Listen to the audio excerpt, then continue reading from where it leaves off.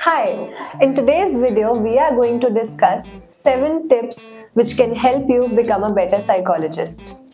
My name is Sia. I'm an assistant psychologist at Apex Psychological Solution. Without any further ado, let's get into the video. Starting with number 1, having a good, strong educational background. पहले bachelors उसके बाद masters एक minimum requirement है to become a psychologist in India and then further studies if you want to go into clinical psychology और in professorship और anything like that. और हम expect करते हैं कि हम सीधा सीधा एप्लीकेशन में चले जाए या फिर हम सोचते हैं कि हमें एक्सपोजर नहीं मिल रहा, लेकिन हम ये रियलाइज नहीं करते हैं कि सबसे पहले उस एप्लीकेशन में जाने के लिए हमें एक स्ट्रॉन्ग थ्योरेटिकल बैकग्राउंड की नीड है। तो ये आप इंश्योर करें कि आपके जो थ्योरीज हैं, आपके जो कॉन्सेप्ट्स हैं वो एकदम क्लियर हो। आप सिर्फ एग्जाम देने के लिए नहीं पढ़ रहे हैं, आप एक्चुअली में अपना जो बैकग्राउंड है साइकोलॉजी में उसको स्ट्रॉन्ग रखें, क्योंकि हमें ये रियलाइज करना बहुत ज़रूरी है कि हम डायरेक्टली क्लाइंट्स के साथ डील करते हैं, हम डायरेक्टली लोगों के साथ डील करते हैं और हम लोगों के साथ जाके कुछ भी नहीं कर सकते हैं। तो सबसे पहले हमारी फाउंडेशन क्लियर होना बहुत ज़रूरी है ताकि हम किसी और को हार्म ना करें।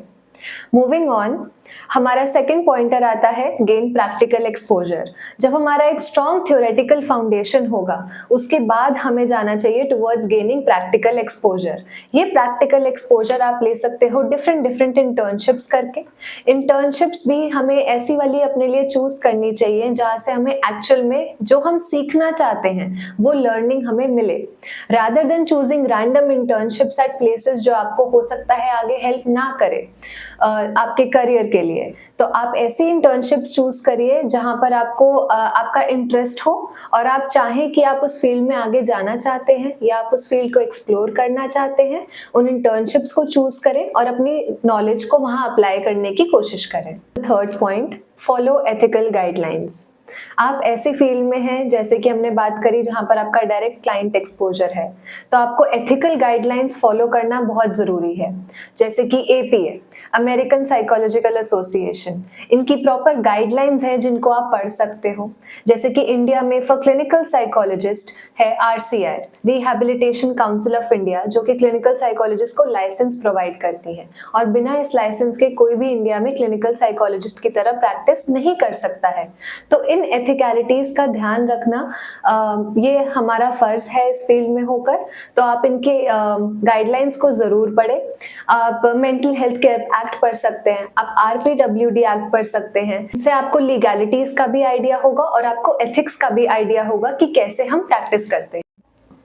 इसी से हम बढ़ते हैं आगे के पॉइंटर पे, जो कि है obtain right licences and certifications. ऐसा नहीं है कि आपको छोटे छोटे सर्टिफिकेट कोर्सेज के पीछे भागना है। देखो कि उसको प्रोवाइड कौन कर रहा है और उनकी क्रेडिबिलिटी कितनी है, वो लाइसेंस प्रोवाइड कौन कर रहा है और उनकी क्रेडिबिलिटी कितनी है। जैसे कि मैंने बात करी क्लिनिकल साइकोलॉजिस्ट के लिए सिर्फ RCI का ही लाइसेंस है जो आपको अलाउ कर सकता है। तो instead of running behind several courses and several certifications जो कि आपको 2 दिन में काउंसलर बना देते हैं, वो आपके लिए ठीक नहीं है।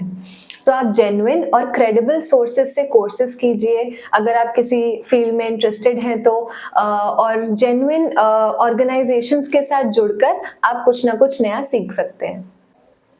Fifth point is enhance your communication and counselling skills.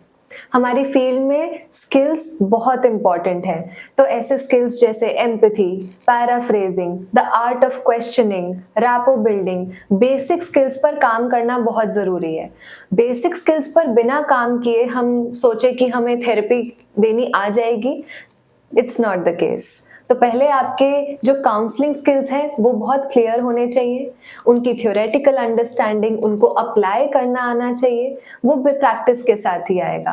तो आप जितना प्रैक्टिस हो सकता है उतना करें, रोल प्लेस के थ्रू, अपने पीयर्स के साथ, अपने सीनियर्स के साथ, अपने टीचर्स के गाइडेंस में, that would help you. Coming to the sixth point, it is important to collaborate and network with other mental health professionals as well, ताकि आप अपने clients की better care कर पाओ, आप उनको appropriately refer कर पाओ and लोग भी आपको appropriately फिर refer करेंगे। आपकी professional growth होगी because आप professionally दूसरे लोगों को जानोगे, आप देख पाओगे कि फील्ड में क्या क्या एडवांसमेंट्स हो रहे हैं, लोग क्या क्या नया सीख रहे हैं, नया कर रहे हैं, एंड उससे आपकी पर्सनल एंड प्रोफेशनल ग्रोथ भी होगी। Last but not the least, prioritise self care, because आप भी इम्पॉर्टेंट हो। हम एक ऐसी फील्ड में काम करते हैं जहां हमारे लिए काफ़ी इमोशनली ओवरवेलमिंग हो सकता है लोगों के साथ एंगेज करना, तो अपने लिए इम्पॉर्टेंट है कि हम माइंडफुल ब्रेक्स लें, एक हेल्दी लाइफस्टाइल मेंटेन करें, हम खुद थेरेपी सीख करें, सुपरविजन सीख करें, जहां पर हम अपने चीज़ों पर काम कर सके, अपने बायसेस पर काम कर सके, अपने इमोशंस पर काम कर सके और हम अपने आप को बेटर रेगुलेट कर सके।